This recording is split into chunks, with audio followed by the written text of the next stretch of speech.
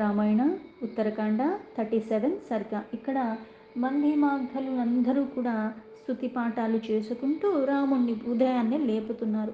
సభలో ఆసీనుడై ఉన్న ఆ రాముడు మునుల్ని, వానర ప్రముఖుల్ని, ఇట్లాంటి వాళ్ళందరినీ కూడా కొనియాడుతున్నారు. అవన్నీ ఇక్కడ చెప్పబడి ఉన్నాయి. అభిషిక్తే తు కాకుత్సే ధర్మేణ విదితాత్మని వ్యతీతాయ నిశాపూర్వ పౌరాణం హర్షవర్ధిని. జ్ఞానస్వరూపమైన కకుత్స వంశానికి చెందిన వన్నె తెచ్చిన వాడైన శ్రీరాముడు ఆ మహర్షులొక్క ఆశీస్సులతో రాజుకి రాజైపోయాడు. రాజ్య పట్టాభిషేకం అంతా అయిపోయిన తర్వాత ఎప్పుడైతే రాముడు రాజయ్యాడో ఆ పౌరులందరూ కూడా పరమ ఆనందభరితులైపోయారు.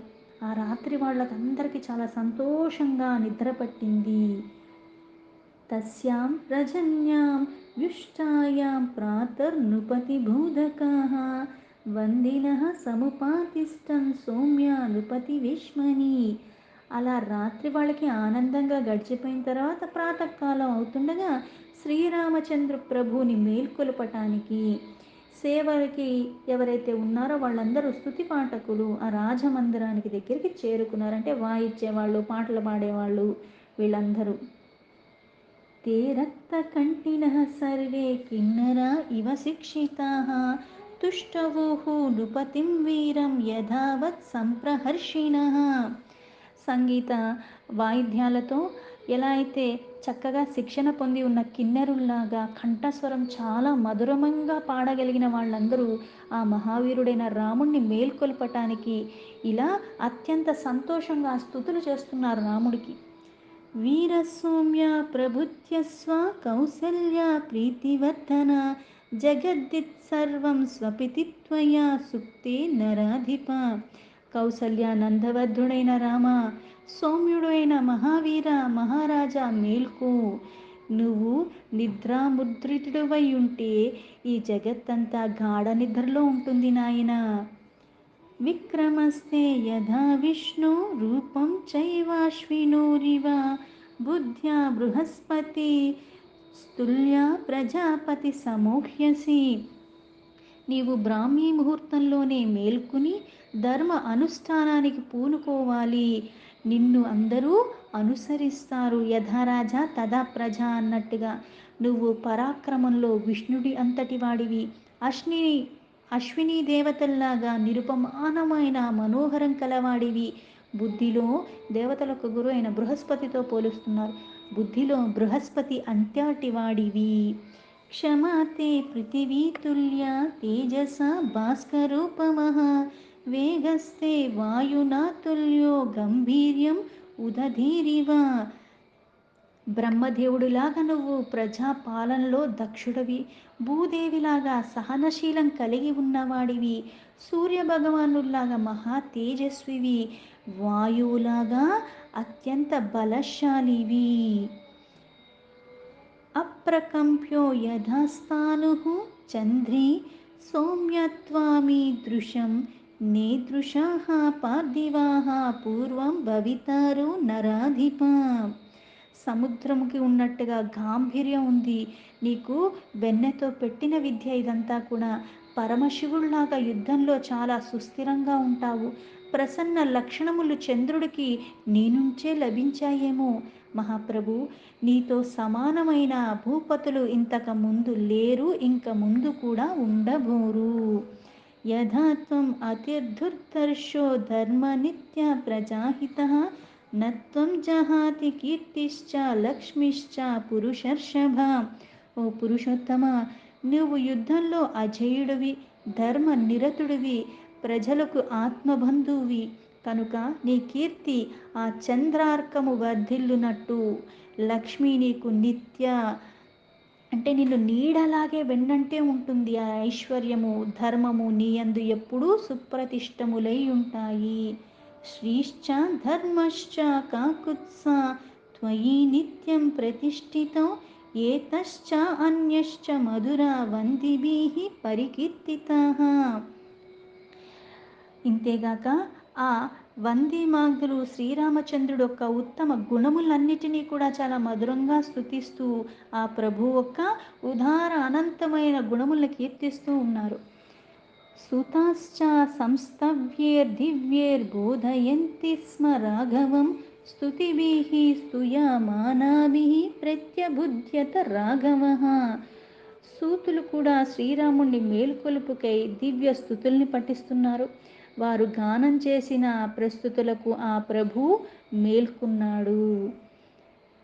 सा तद्विहाय शयनं पाण्डुराच्छादनास्तृतम् उत्तस्थो नागशयनात् हरिर्नारायणो यथा समुत्थितं महात्मानं प्रह्वाह प्राञ्जलयो नराः सलीलं भाजन्येह शुभ्रेह उपतस्तुः सहस्रशः. సకల పాపాల్ని హరించినట్టి శ్రీమన్నారాయణుడు శేషతల్పం మీద నుంచి ఆ శ్రీరాముడు కూడా స్వచ్ఛమైన ఆచ్ఛాదనముతో సిద్ధపరచబడిన తన శయ్య నుండి లేచి కూర్చున్నాడు. ఆ ప్రభు తల్పం నుంచి లేవగానే వేల కొలది సేవకులు వినయంతో ఆయనకి నమస్కరించి శుభ్రమైన పాత్రతో నీటిని తీసుకొచ్చి ఆయనకి సమీపంగా నిలిచారు. కృతో దశ శుచిర్భూత్వా కాలే హుతహుతాసనః దేవాగారం జగామాసు పుణ్యం ఇక్ష్వాకు సేవితం. తర్వాత రఘువరుడు స్నానాది కృత్యాలన్నీ చేసుకుని శుచి అయి సకాలంలో అగ్ని కార్యక్రమాలన్నీ ముగించుకుని తర్వాత ఇక్ష్వాకు వంశజులతో సేవింపబడు పవిత్రమైన దేవ పూజా గృహానికి ప్రవేశించాడు.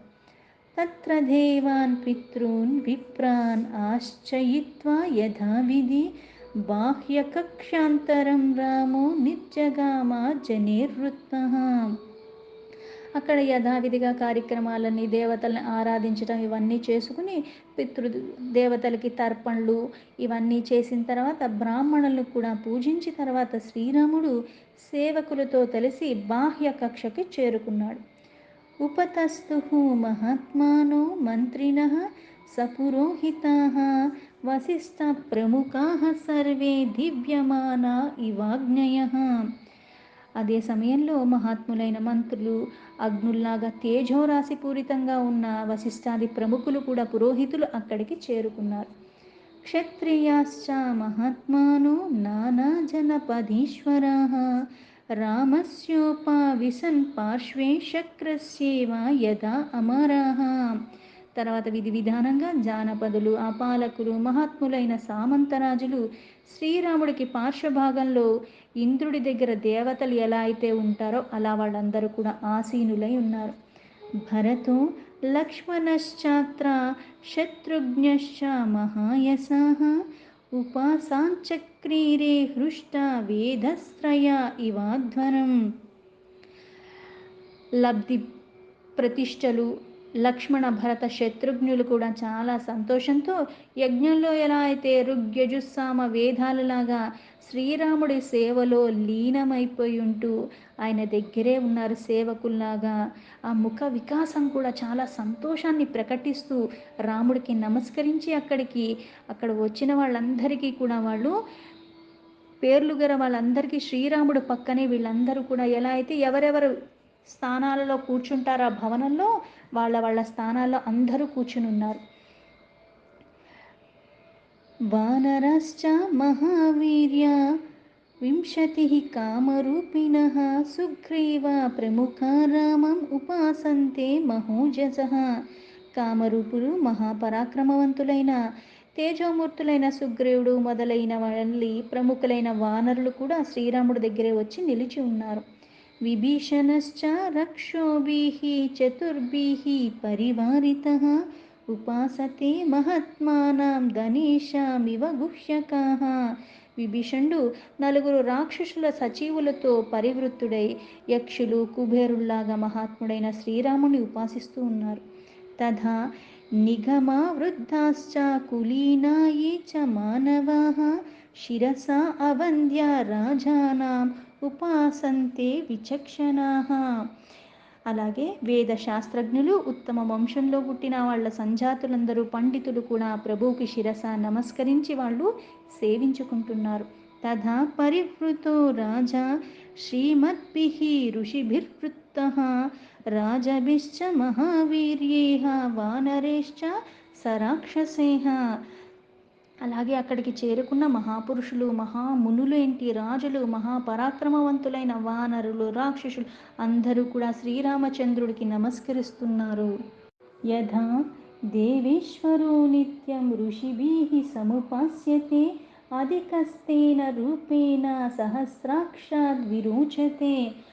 ఆ రామచంద్ర ప్రభు నిత్యము ఋషులతో దేవేంద్రుడులాగా సేవింపబడుతున్నాడు. ఆ మహారాజు తన రూప వైభవం ఎలా ఉందంటే, ఇంద్రుడికి ఎలా అయితే సకల దేవతలు సృష్టి ఆయనకు చుట్టూ ఉండి ఆయన ఎలా సేవించుకుంటారో అలా ఇంతమందితో పరివృత్తుడై వాళ్ళ సేవలను అందుకుంటున్నాడు రాముడు. తేషాం సముపవిష్టానాం తాస్తాః సముదురాః కదాః కథ్యంతే ధర్మ సంయుక్తాః పురాణజ్ఞైర్మహాత్మభిః.